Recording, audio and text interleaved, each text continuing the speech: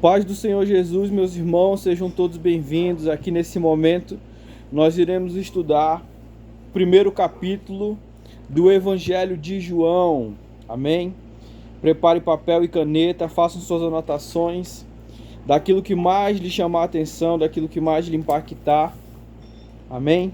Vamos lá iniciar o primeiro capítulo do Evangelho de João. Diz assim, e eu vou usar aqui a minha versão King James. Diz assim, João capítulo 1, verso 1. No princípio era a palavra, e a palavra estava com Deus, e a palavra era Deus. Ele, a palavra, estava no princípio com Deus. Verso 1 e 2, ele está falando a respeito da Trindade. Aqui não é uma citação direta, mas ele fala a respeito de Deus, Jesus e o Espírito Santo. É uma referência, é uma menção a eles. Verso 3 diz assim: todas as coisas foram feitas através dele, e sem ele nada do que existe teria sido feito. Referência à criação. Nele estava a vida, e a vida era a luz dos homens. Nesse momento aqui no verso 4, ele começa a se referir diretamente a Jesus. E a luz resplandece nas trevas, mas as trevas não a venceram. Mais uma vez ele fala a respeito de Jesus, da vinda de Jesus ao mundo, à terra. Houve um homem enviado de Deus, cujo nome era João. Ele veio como testemunha para que testificasse a respeito da luz, a fim de que todos virem a crer por intermédio dele. E aqui nesse verso 7 já fala a respeito do quê? Da missão de João. João era a testemunha a favor, em prol de Cristo Jesus. Verso 8. João não era a luz, mas foi enviado para testemunhar da luz. A palavra é a luz verdadeira que, vinda ao mundo, ilumina toda a humanidade. Aquele que é a palavra estava no mundo, e o mundo foi feito através dele. Mas o mundo não o reconheceu. Ele veio para o que era seu, mas os seus não o receberam. Mas todos a quantos o receberam, deu-lhes o direito de se tornarem filhos de Deus, ou seja, aos que creem no seu nome, os quais não nasceram do sangue, nem da vontade da carne, nem da vontade do homem, mas de Deus. E a palavra se fez carne e habitou entre nós. Vimos a sua glória, glória como a do unigênito do Pai, cheio de graça e verdade. Nesse último verso que nós lemos aqui no verso 14, diz assim, que a palavra ela se fez carne e habitou entre nós. Quando João, quando está escrito isso, nesse primeiro capítulo de João, nós precisamos entender que nesse momento aqui, a palavra, ela estava combatendo diretamente uma ideologia. Aliás, ideologia não, perdão. Um movimento religioso. Que movimento seria esse? O gnosticismo. Gnosticismo, como eu falei, trata-se na realidade de um movimento religioso que eles têm por duas premissas principais. Tem outras sim, mas as premissas principais deles são o dualismo ontológico e o fatalismo. O que seria isso? Dualismo ontológico trata-se da divisão entre o espiritual e o terreno. Existe uma divisão na ideologia deles, do gnosticismo. A divisão entre o espiritual e o terreno. E quando eles falavam de algo que era terreno, da matéria, do corpo, falava que a matéria era algo ruim, era algo perverso. Por isso que nós vemos aqui no verso 14, diz que a palavra ela se fez carne e habitou entre nós, ou seja, está combatendo diretamente essa ideia do gnosticismo de que a carne, de que o corpo, a matéria é algo ruim. Por quê? Porque está citando a Jesus. E a segunda premissa que eu citei aqui a vocês foi o fatalismo. O fatalismo tratava-se da seguinte ideia, que se o homem ele fosse ruim, se o homem ele fosse condenado, não haveria possibilidade alguma de salvação para ele, né? Mas aqui a gente vê que a palavra de Deus, ela prega, ela nos ensina, nos instrui exatamente o inverso dessas ideias. Amém? Vamos lá. Verso 15. João testemunha sobre Jesus e exclama, dizendo: Este é aquele de quem eu disse, ele, o que vem depois de mim, tem a excelência porquanto já existia antes de mim. E da sua plenitude todos nós temos recebido graça sobre graça, porquanto a lei foi dada por intermédio de Moisés, mas a graça e a verdade vieram através de Jesus Cristo. Ninguém jamais viu a Deus. O Filho unigênito que está no seio do Pai é quem o revelou. Então a gente vê aqui no verso 18 que nenhuma pessoa viu Deus. Que quando nós formos nos encontrar com o nosso Senhor, o próprio Jesus, a imagem de Jesus, revela quem é Deus. É isso que a Bíblia está dizendo aqui e está nos ensinando. Então, se você ouvir alguém disser que sonhou, que viu Deus, é totalmente antibíblico esse sonho. Porque a palavra diz que ninguém viu Deus. Lá em Timóteo, Paulo vai dizer que Deus, ele habita numa luz inacessível que nem um homem viu e nem verá. Ok? E este é o testemunho de João.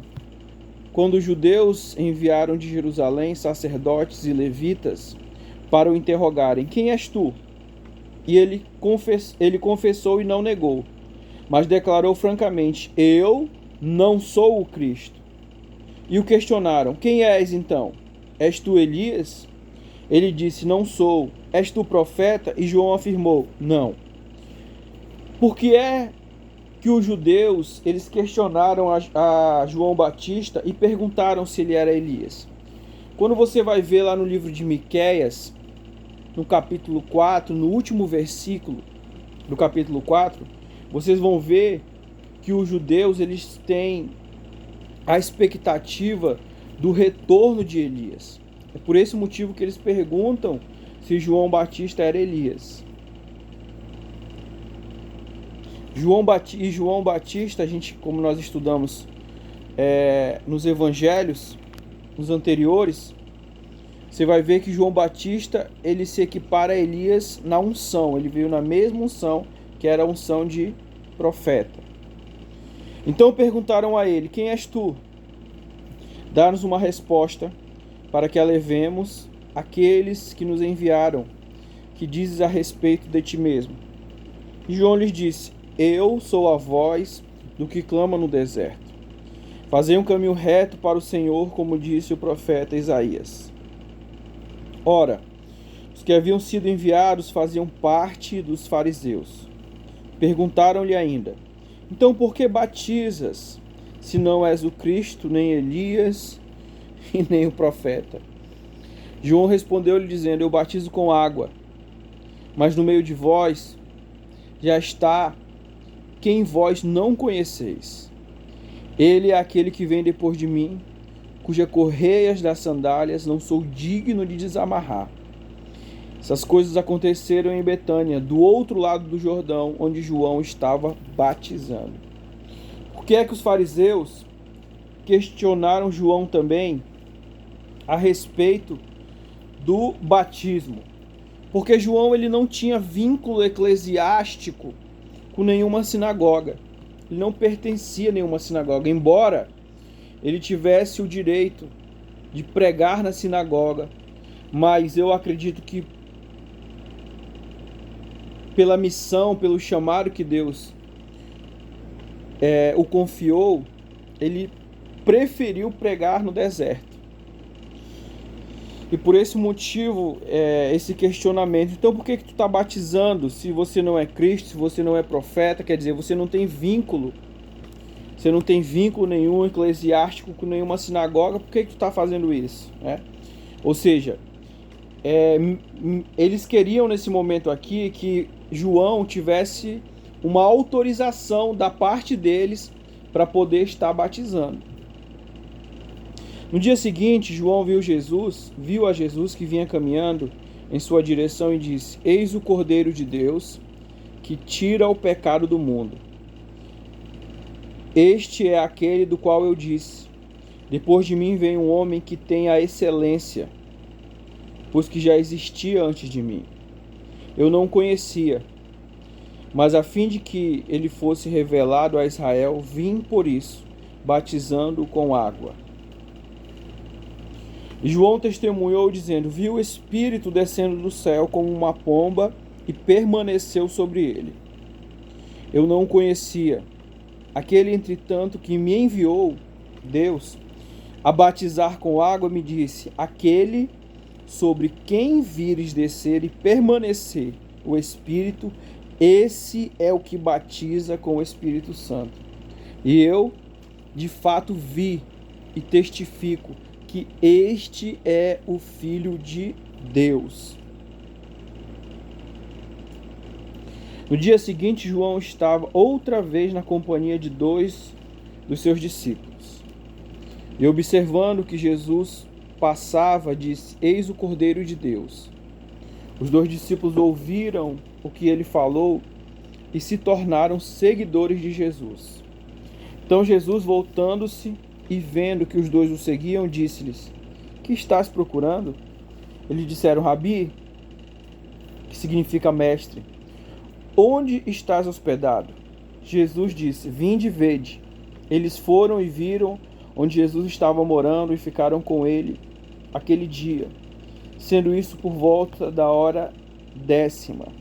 Nesse verso aqui, 39, a respeito da hora 10ª, existia um debate, uma discussão muito grande. Por quê?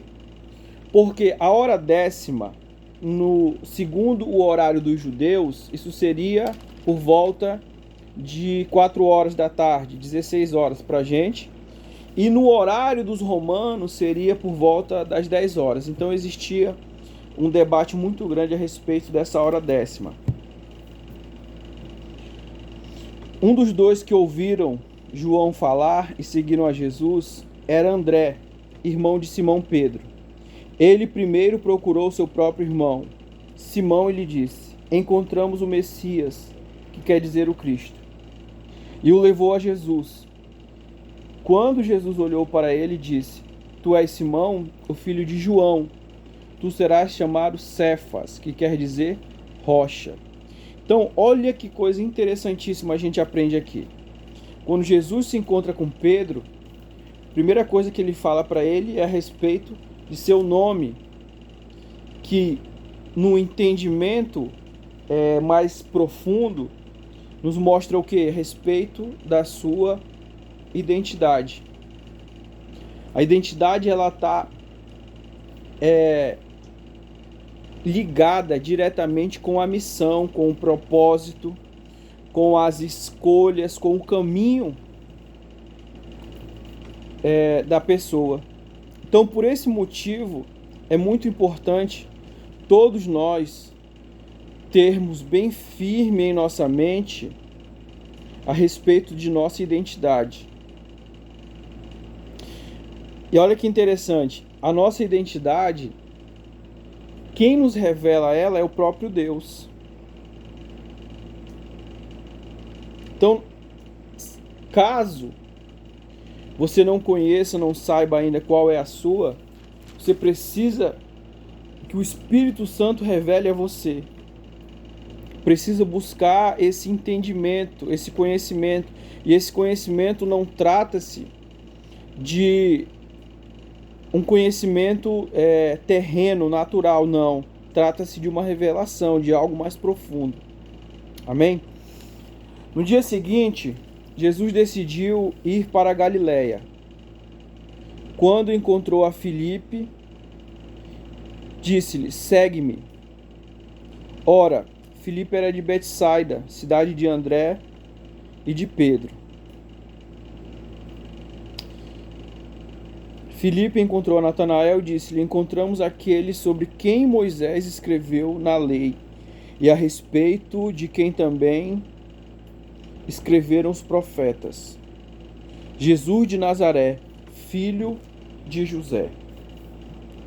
Natanael disse-lhe: pode alguma coisa boa vir de Nazaré? Filipe respondeu-lhe: vem e vê. Jesus viu Natanael se aproximando e disse a seu respeito: eis um verdadeiro israelita em quem não há falsidade. Disse-lhe Natanael: de onde me conheces? Respondeu-lhe Jesus: antes de Filipe te chamar, quando tu estavas debaixo da figueira, eu te vi. Nesse momento aqui, Jesus está mostrando que já havia visto Natanael. Como que ele tinha visto Natanael? O Espírito Santo já tinha revelado a ele. Natanael exclamou: mestre, tu és o Filho de Deus, tu és o Rei de Israel. Jesus lhe respondeu: por que eu te disse que te vi debaixo da figueira, crês? Pois tu verás coisas muito maiores do que estas. Disse-lhe Jesus: em verdade vos asseguro, que vereis o céu aberto e os anjos de Deus subindo e descendo sobre o Filho do Homem. Nesse momento aqui, Jesus ele cita a passagem que está lá em Gênesis 28, que, se eu não me engano, é a respeito de Jacó, a visão que Jacó teve. Amém? Foi bem rápido, né? Aqui nós encerramos esse primeiro capítulo de João. E logo menos nós estaremos no capítulo 2. Amém? Espero aí que você... aquilo que eu não expliquei, porque se eu explicar tudo, irmão, são 51 versículos. O vídeo vai ficar bem extenso e bem cansativo. Mas espero aí que você se aprofunde naquilo que eu não citei aqui, naquilo que eu não aprofundei. Peça a direção do Senhor, peça a revelação do Senhor para que Ele venha revelar a você, para que Ele venha lhe dar entendimento. Amém? Vamos orar aqui nesse momento.